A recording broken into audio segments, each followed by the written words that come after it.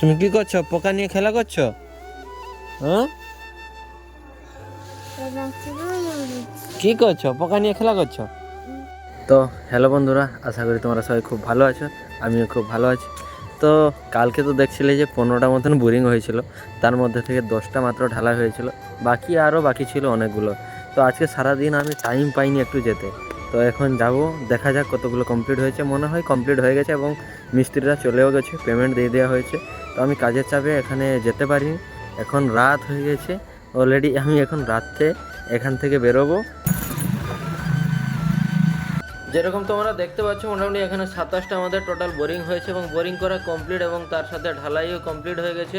এসে দেখি মোটামুটি কাজ কমপ্লিট। কি বলছো? বলে দাও, বলো বন্ধুরা গুড নাইট।